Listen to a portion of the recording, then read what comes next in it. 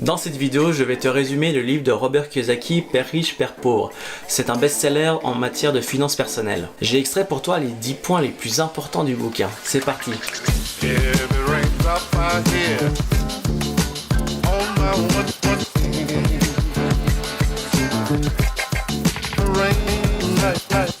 Robert Kiyosaki est un entrepreneur spécialisé dans le développement personnel. Dans ses livres, il défend le concept d'éducation financière, de culture d'entrepreneuriat et de maîtrise de techniques d'investissement. Dans ce livre, Robert a deux pères. Le premier est un docteur qui gagne bien sa vie, mais qui est financièrement pauvre, c'est-à-dire qu'il va travailler toute sa vie pour une modeste retraite et qui ne laissera absolument rien à ses enfants. Le deuxième, en revanche, est un entrepreneur à succès qui n'a pas forcément fini ses études, mais qui deviendra l'homme le plus riche d'Hawaï et qui laissera une somme considérable à ses enfants. Dans ce bouquin de 300 pages, Robert explique comment devenir financièrement riche, et je l'ai résumé en 10 points rien que pour toi. La peur de ne pas être accepté par la société nous empêche de quitter la rat race. La rat race désigne une course sans fin, en prenant l'image d'un rat de laboratoire qui court toute sa journée dans sa roue. Elle symbolise la course sans fin de l'homme à avoir un meilleur salaire, un meilleur statut social pour s'acheter des choses éphémères et inutiles. Selon l'auteur, c'est une course sans fin dans laquelle tu passes ta journée en travailler pendant que ton employeur ou le gouvernement en profite. Tout le monde est conscient de cette routine métro, boulot, dodo et pourtant personne ne la quitte. Pourquoi ? Parce que la plupart des gens vivent avec la peur de ne pas être acceptés par la société. On a tous entendu cette rengaine qui nous dit de faire des études, de travailler dur et de trouver un bon emploi. Ce sont nos parents qui nous l'ont répété 1000 fois, car à l'époque il était beaucoup plus facile de sortir d'études, de trouver un bon travail, d'y travailler X années sans avoir peur de se faire virer et d'y toucher une retraite sympa. Aujourd'hui, aucun de nous est à l'abri d'une vie avec des difficultés financières. La vérité, c'est que tu peux avoir fait de très hautes études, obtenir un super diplôme et trouver un bon travail. C'est pas pour autant que tu vas devenir riche, c'est uniquement ton employeur qui va en profiter. C'est vraiment cette peur de ne pas être accepté par la société, de ne pas faire les choses comme les autres qui t'empêche de sortir de la rat race. La peur et l'envie de gagner toujours plus te poussent à prendre des décisions financièrement irrationnelles. Quand on parle d'argent, qu'on soit riche ou pauvre, on ressent tous deux émotions, la cupidité et la peur. Si tu as de l'argent, tu vas te concentrer à tout ce que tu peux acheter avec, la cupidité. Si tu n'en as pas, tu vas t'inquiéter de ne jamais en avoir assez. La peur. Les gens qui ne savent pas gérer leur argent vont systématiquement ressentir ces deux émotions et prendre des choix financièrement irrationnels. Prenons un exemple concret. Tu viens d'avoir une augmentation à ton travail. Tu pourrais réinvestir cet argent que tu viens d'avoir dans quelque chose qui t'apportera encore plus d'argent, comme un produit financier ou autre. Mais il y a de grandes chances que tes émotions prennent le dessus. La peur de perdre cet argent sera si forte que tu n'oseras pas réinvestir cet argent dans quelque chose qui t'en apportera sur le long terme, à cause du risque impliqué. Et en même temps, la cupidité te dira d'augmenter ton niveau de vie, d'acheter une maison ou d'acheter une voiture, car selon toi, le risque est beaucoup moins élevé. Tu ne réaliseras même pas qu'acheter une nouvelle maison implique de payer des frais sur ton nouveau prêt. Alors comment vaincre ces émotions ? En étudiant les finances, en apprenant à gérer les risques, bref, tout ce qui peut te permettre de prendre des décisions rationnelles. Nous n'avons reçu aucun enseignement sur l'intelligence financière. En sortant d'études, on est d'accord, on ne sait pas comment investir son argent ou l'épargner. Même les personnes avec le plus haut niveau d'études prennent de mauvaises décisions concernant leur argent. Ce n'est pas pour rien que nos pays ont des dettes nationales et pourtant elles sont dirigées par la crème de la crème en termes de hautes études. La société ne nous a pas donné les clés pour devenir financièrement intelligent. C'est donc à toi de te débrouiller et de t'instruire. T'instruire et avoir une vision réaliste sur tes finances sera l'une des clés de ta richesse personnelle. Il n'est jamais trop tard pour étudier les finances, mais le plus tôt est le mieux. Commence par avoir un regard concret sur ta situation financière. Combien tu gagnes? Comment tu penses que tu vas gagner dans les 5 prochaines années? Est-ce que la Mercedes qui te fait de l'œil depuis quelques mois est vraiment indispensable en ce moment? Ensuite, développe ton intelligence financière en investissement dans ton meilleur atout, ton esprit. L'idée est de changer ton état d'esprit. Travaille pour apprendre et non pour gagner. Élargis tes connaissances sur ton temps libre. Prends des cours du soir, lis des livres, regarde ma chaîne YouTube. Pour devenir riche, tu dois apprendre des risques. On est d'accord qu'en faisant les mêmes choses encore et encore, tu auras toujours le même résultat. Si tu souhaites améliorer ta situation financière, tu vas forcément devoir faire des changements.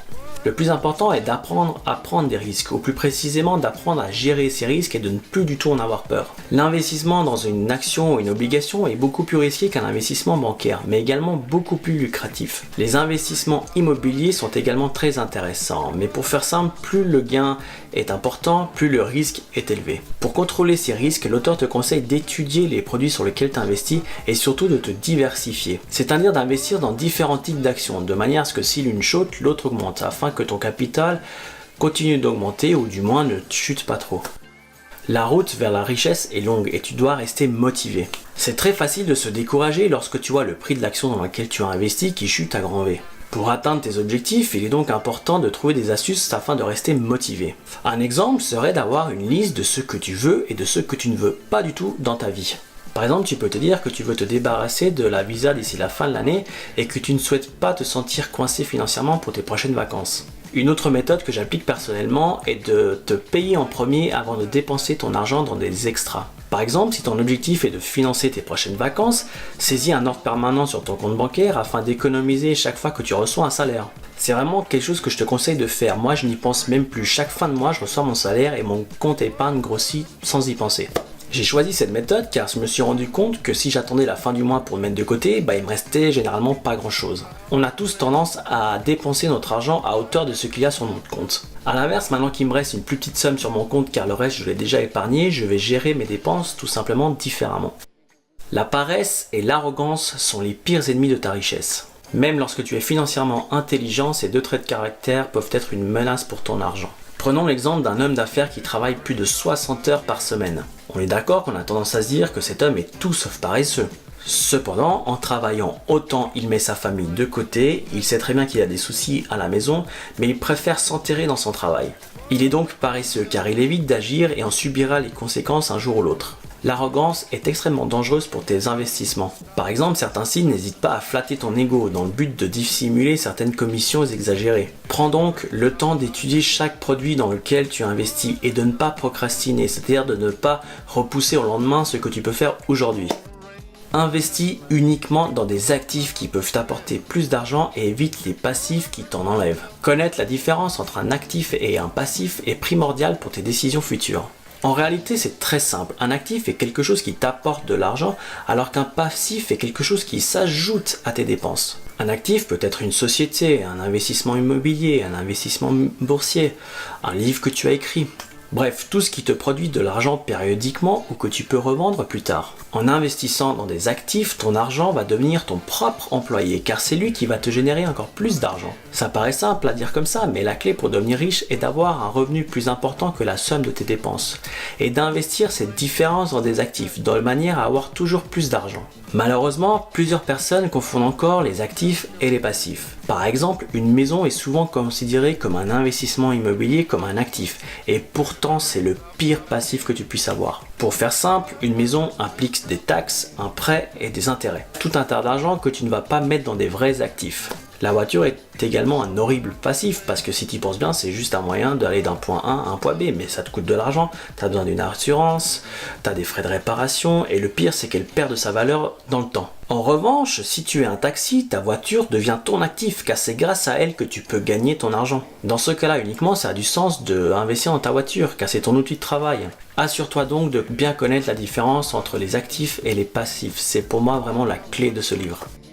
Ta profession paie tes factures, mais ton entreprise te rendra riche. C'est un point qui m'a particulièrement parlé du livre, car il te conseille de ne pas forcément tout quitter pour créer ton entreprise. Ton emploi actuel va te permettre de payer tes factures, tandis que ton entreprise va t'apporter l'argent extra nécessaire pour acheter tes premiers actifs. Suivant la société que tu souhaites créer, ton emploi actuel va même te permettre de mettre assez de côté pour avoir les fonds nécessaires pour te lancer. En quittant ton travail trop tôt, l'auteur te rappelle que tu vas être à nouveau prisonnier de ta peur. En effet, tu risques de prendre des mauvaises décisions car ta préoccupation principale ne sera pas d'avoir de nouveaux actifs, mais de payer tes factures à la fin du mois. Apprends à connaître les taxes afin de les minimiser.